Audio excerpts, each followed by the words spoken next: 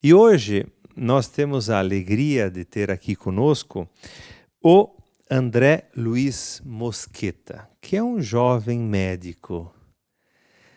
Vocês sabem que aqui nós trazemos empresários, nós trazemos professores, nós trazemos filósofos, pessoas que fazem a diferença e fazem o bem. E um médico ajuda muitas pessoas, mas ele também tem as suas descobertas. André, bem-vindo. Muito obrigado, padre. André, a primeira pergunta é muito fácil, mas que é fundamental. O André se tornou médico por quê? Padre, primeiramente eu queria lhe agradecer a oportunidade por falar. Queria mandar um abraço e um beijo para minha mãe Silvia, senão eu ia ter que me prestar contas para ela depois. E dizer da minha alegria de estar aqui falando com uma pessoa tão inspiradora como o senhor. O André se tornou médico por curiosidade a respeito do sofrimento humano. Quando eu me inscrevi para o vestibular, padre, não faz tanto tempo assim, foi em 95, em primeiro lugar, eu coloquei psicologia. A minha vocação parece que era para psicologia naquela época, eu sentia assim. E depois eu comecei a me testar diante do sofrimento humano, olhando situações, eu tinha uma proximidade com Deus já naquela época, e eu comecei a perceber, não, eu quero ir além, eu quero estudar o corpo também. E aí, influenciado por minha história de vida, né, padre, da minha família, de vivências que a gente tem na infância e na adolescência, eu achei que era um caminho que me fazia todo sentido. Porque que influência, como é que foi a influência da sua família? Então, a gente sabe que a vida é feita de dificuldades, além de alegrias, né? E passando por experiências pessoais, eu penso que todos nós temos novas oportunidades de aprender. Né? E eu manifestei muito cedo na minha vida essa curiosidade de aprender com as experiências e estudar e entender o porquê, o que estava por trás do sofrimento humano. Então, situações familiares, né? Nada muito específico, não, padre. Mas situações familiares, pessoais, relacionadas à infância e desenvolvimento pessoal, né? Eu tive um trauma no começo da adolescência, né? E um trauma físico, né? E isso mexeu com a minha psique na época, minhas emoções.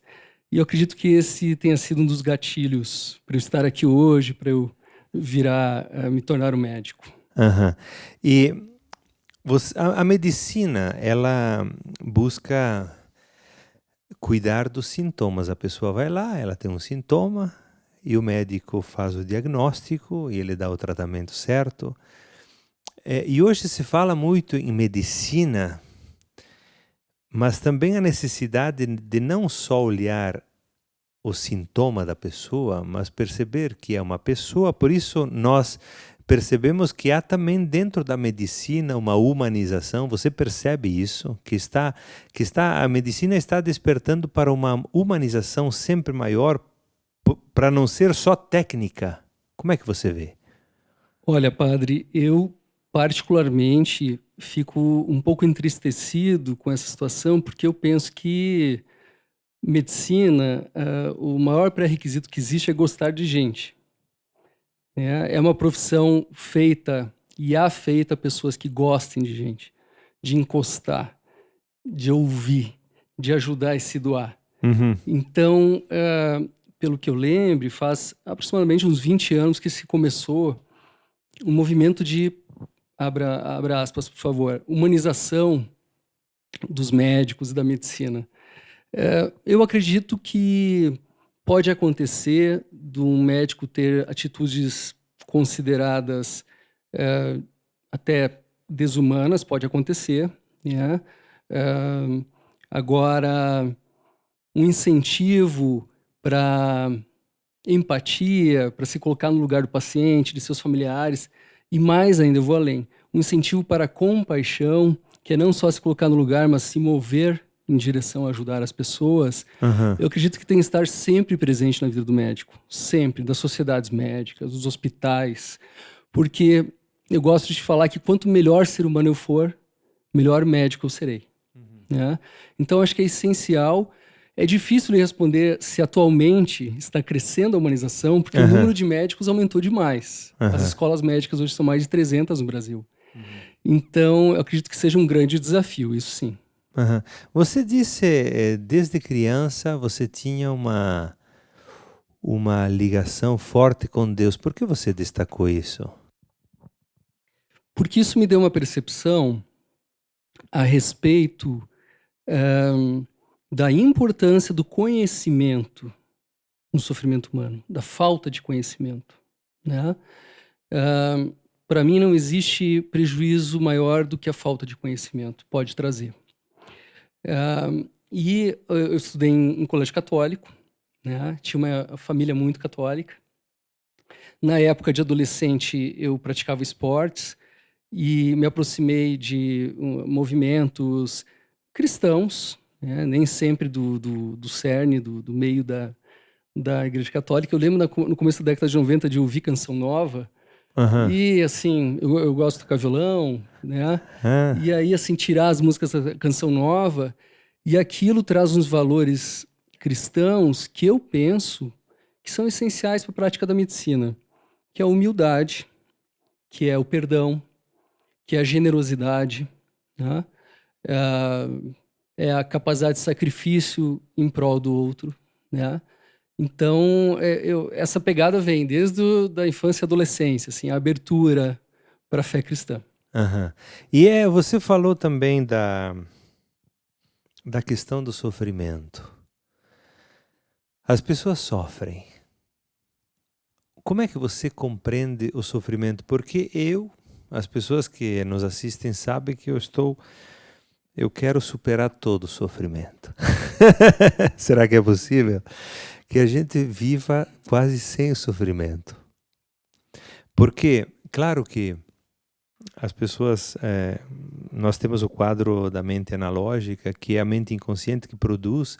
Então, quanto mais equilíbrio nós vamos tendo dentro dos nossos instintos e das nossas emoções, mais plenos nós nos sentimos. Como é que você vê a questão do sofrimento e da medicina? Como é que você compreende essa possibilidade de superação de sofrimento? Então, padre, muito interessante sua pergunta, viu? Muito obrigado por fazê-la. Eu acho que nós somos educados na primeira infância, até os 6 anos, 10 anos, de uma forma, pela vida, pela romantização da família, ou melhor, pelo mundo mágico. Por exemplo, eu sou da época do show da Xuxa, vou usar meu exemplo pessoal, né? E a abertura do show da Xuxa é aquele mundo colorido, perfumado, musical, macio, divertido, né? Isso não tem nada a ver com a vida, né? E a gente cresce, quer dizer, nem todo mundo cresce, né? A gente vai ganhando idade, mas alguns ficam naquele tempo ainda, com algumas expectativas irreais, ilusões a respeito da vida do ser humano, né? Então, por exemplo, a vida do ser humano, ela é feita de dor, de falta, de saudade, de frio, de fome. Ela é feita disso. É a vida do ser humano.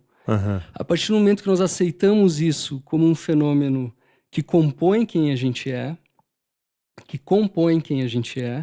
eu imagino que o padre Ezequiel, que o André Mosqueta, sejamos quem nós somos, porque nós aceitamos e aprendemos com o nosso sofrimento, né? Aí a vida fica menos sofrida, ficou engraçado dizer isso, né? Mas a partir do momento que a gente sabe lidar com o sofrimento. O senhor sabe que inteligência emocional não é não sofrer, mas é saber lidar, como lidar, o que eu faço com isso que surgiu. E aí, padre, isso é bem interessante, que a medicina, a psicologia também, as ciências das emoções, vamos colocar assim, a parte da medicina que estuda as emoções, ela se focou por muito tempo no alívio do sofrimento. Quer dizer, isso é uma coisa linda, certo? É cheia de inspiração, aliviar o sofrimento das pessoas. Mas muitas vezes, talvez na maioria das vezes, as pessoas que procuraram, que contaram com o auxílio dos profissionais da área da saúde, de muito infelizes passaram a ficar menos infelizes. Vamos pegar um caso, por exemplo, de depressão. Quando um paciente tem os seus sintomas, agora estou falando como médico mesmo, tecnicamente, um paciente tem os seus sintomas depressivos controlados, eliminados, isso pode se considerar uma boa resposta ao tratamento para a depressão. Né? De repente, há uns 20, 30 anos, alguns cientistas norte-americanos começaram a organizar e estudar um outro ponto de vista, que é um ponto de vista seguinte: não basta controlar os sintomas, nós temos que proporcionar e ajudar as pessoas a desfrutar da vida, a viver uma vida que vale a pena para ela. E aí surgem conceitos, por exemplo, psicologia positiva, florescimento humano, felicidade autêntica. Né? E aí é interessante perceber que, assim, a partir do momento, seu colesterol, não sei como está, sua pressão, não sei como está, vamos lá, tenho ou não diabetes, não sei. Mas a partir do momento que eu tenho um motivo para acordar todas as manhãs, um propósito na minha vida, a partir do momento que a minha vida ela me proporciona conviver com pessoas que eu sinta que se interessem por mim de verdade e eu me interesso por elas, me sinto que eu não estou sozinho. A partir do momento que eu realizo, por menores que sejam, pode ser um crochê, pode ser uma conversa com alguém, pode ser cozinhar, pode ser organizar minha casa, pode ser iluminar e inspirar milhares de pessoas ou milhões, como o senhor faz. A partir do momento em que eu cultivo emoções positivas, e aí sim, a felicidade, ou melhor, a alegria é só mais uma das emoções positivas, porque nós temos o perdão, a gratidão, a generosidade, o autocuidado, né, que são emoções positivas. E além disso, a partir do momento em que eu tenho algum grau de vitalidade ainda, e eu consigo fazer coisas prazerosas que me tiram de onde eu estou, que me absorvem, poxa, onde é que eu estava? Aí sim, é uma vida que floresceu. André, você começou a entrar aqui agora claro que em cheio naquilo que é o sentido da vida, aquilo que desperta para o sentido. Por isso eu queria que você, depois da música, dissesse ainda algumas coisas na continuidade disso, provavelmente porque você já indicou várias atitudes e jeitos de ver que fazem com que a pessoa supere o sofrimento. Então, atitudes, o que é importante para que não simplesmente a gente resolva os sintomas de uma doença ou de um vazio, mas que a gente tenha sentido. Enquanto isso, eu vou cantar. Comece a pensar em tudo que é preciso e possível mudar, tentando entender que a história que se faz não vai voltar nem retroceder. Pergunte o porquê de tanta força perdida sem poder recolher. Saber ajuntar é ter nas mãos o poder e o gosto de ser, de se transformar, de recomeçar. Comece a criar, fazer um mundo mais humano e feliz. Não deixe morrer a flor que surgiu no meio da dor. É vida, é amor, é fruto de paz, justiça, criança, naina, naina, é a esperança que se faz.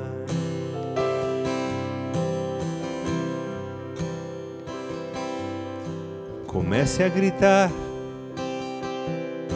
aos quatro ventos do mundo que você pretende lutar, querendo dizer que o tempo que se tem aos poucos se vai e não voltará. Isso pode doer e até sangrar a ferida, é o preço do amor. Jamais se calar, fazer a verdade romper, brotar e crescer, é dar atenção, oh, oh, oh, ao seu coração. Comece a criar, fazer o mundo mais humano e feliz. Não deixe morrer a flor que surgiu no meio da dor. É vida, é amor, é fruto de paz, justiça, criança, naina, naina, é a esperança que se faz. Estamos aqui com o André Mosqueta, que é médico. André, também a partir da música que fala da flor que nasce no meio da dor, como é que a gente convive com a dor ou lida com a dor? Que atitudes nós precisamos ter? Olha, padre, se eu soubesse a resposta com certeza, eu teria encontrado, sanado uma das maiores dúvidas que a humanidade tem, né? Até onde vai o meu conhecimento e minha experiência com um médico que se dedica a estudar o sofrimento humano? As pessoas estão muito ligadas às suas dores que já passaram e o sofrimento que derivou delas. E algumas vezes o que a pessoa passou de sofrimento acaba a cegando, se tornando um peso ao longo da sua vida. Então, eu trabalho numa região em que as pessoas sofreram muito por pobreza, trabalho, dificuldade. Eu tenho proposto a esses pacientes que encarem o seu sofrimento como um fortalecimento, como uma lição que a vida lhe deu. A vida lhe surrou, ela lhe deixou mais forte, ela lhe ensinou. Então, o que você sabe hoje, o que você aprendeu, o que você consegue, é graças também à parte negativa que você passou. Esse é um dos conceitos que acredito que possam libertar várias pessoas, né? Poxa, mas eu sofri aquilo, nossa, que tristeza, que pena, né? Que pena de mim. Às vezes se colocando no meu papel de vítima, que tal encarar pelo contrário? Quer dizer que você sofreu, você passou fome, você trabalhou, isso te deixou forte. Quando a gente vê o contrário, que as gerações novas que não sofrem têm uma tendência a serem mais frágeis, né? Mais fáceis de serem abaladas. E outro pequeno conselho que eu posso dar a respeito de lidar com a dor, eu gosto de 6 palavras. Sofrer não é normal, procure ajuda. Sofrer não é normal, procure ajuda. Então nós podemos ter nos enganado, fracassado no objetivo a vida inteira.